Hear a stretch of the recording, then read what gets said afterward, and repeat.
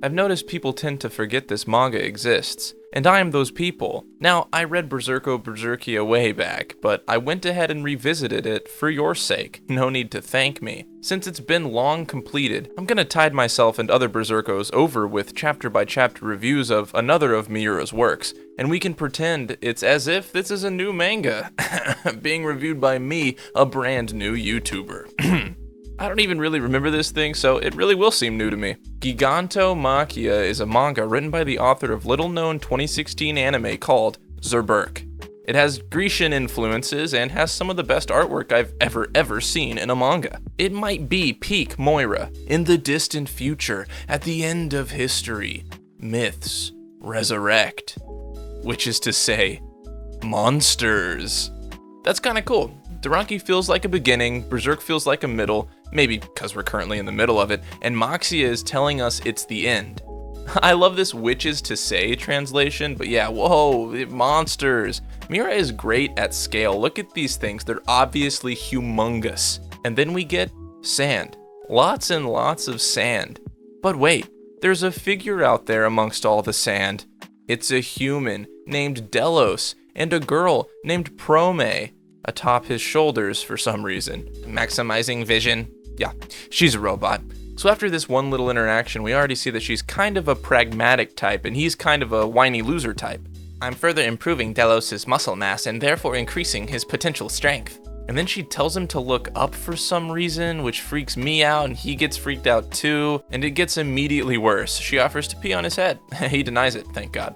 Whew, so now that we're past that part, Christ Miura, they find an oasis, but just kidding. Classic desert trope, it's a mirage. No, frick, wait, it's a, which is to say, monster. So Delos is pretty spry. He dodges the angler-looking Giganto and tumbles to safety. Prome turns out to be kinda like a Pokedex. You could call it a sand angler, but a Pokedex that straight up insults you. I'd probably prefer that, I guess. Here we get to see Delos in full. Large guy with a squat stature. He's clearly very strong.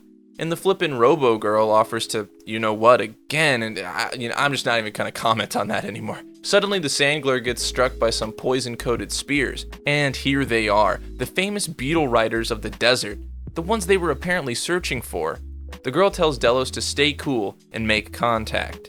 Delos chooses to thank them for killing the thing, but he rambles and they ignore him. He smiles to show them he's not a threat, and then they die. Stupid Delos. The desert people drag our three heroes away. Delos chooses to lick the bug for sustenance. The desert dudes activate flight mode. Like, seriously, this manga, even though it never really gained traction, is the prettiest thing since Berserk. Look at this page, man. So well done. Prome says more Pokedex stuff and Delos is enamored. It's not flight mode, turns out. It's sailboat mode. They approach another group and perhaps an entrance of some sort. This is Bug World, if you couldn't tell. Like Hollow Knight, the hustle and bustle of a world after time. Still very much like something we might see today. More science from Promedex. This is what science calls a symbiotic relationship, like Venom and Tom Hardy. Delos likes it. He doesn't get it, but he likes it. Prome says they might be more connected with the bugs than other humans, so Delos would be the outlier here. They're bug people, not people. And then one bug person literally throws a rock at main character. Unsure why not Prome, but I guess I get it. He's too stupid looking to just not throw rocks at. Also, Delos' class apparently fricks with the bug people's clan, so it should be expected. Dunk. Oh, okay, she got hit too.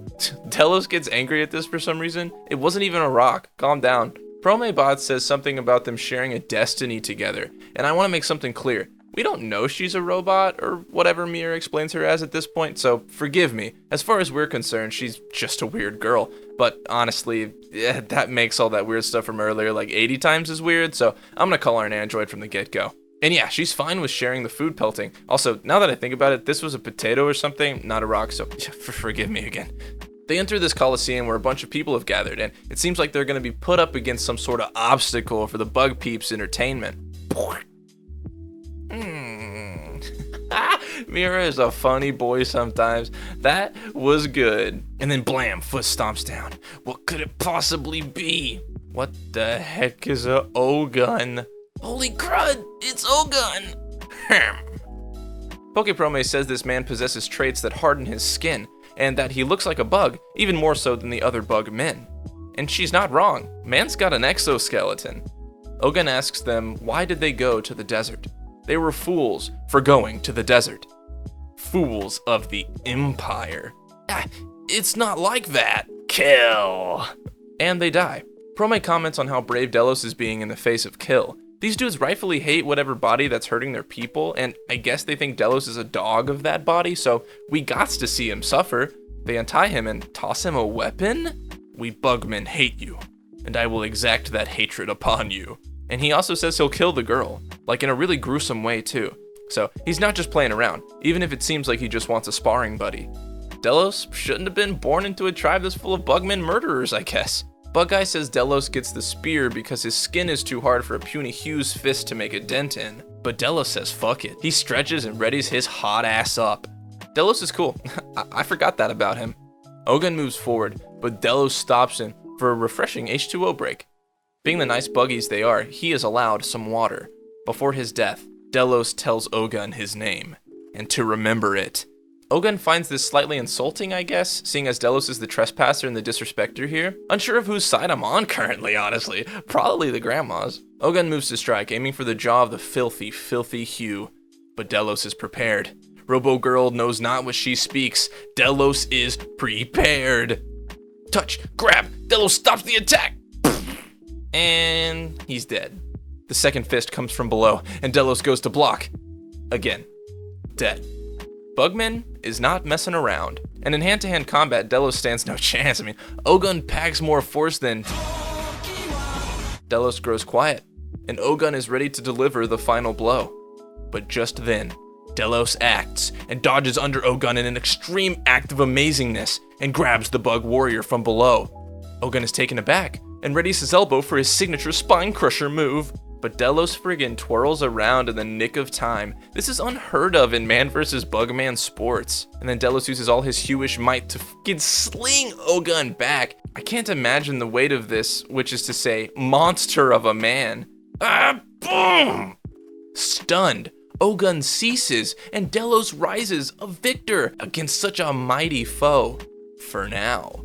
Delos used the bulk of the Bugman against him, in the way of the Hugh. In most cases, if he hadn't underestimated Delos and took his speed and strength into consideration from the beginning.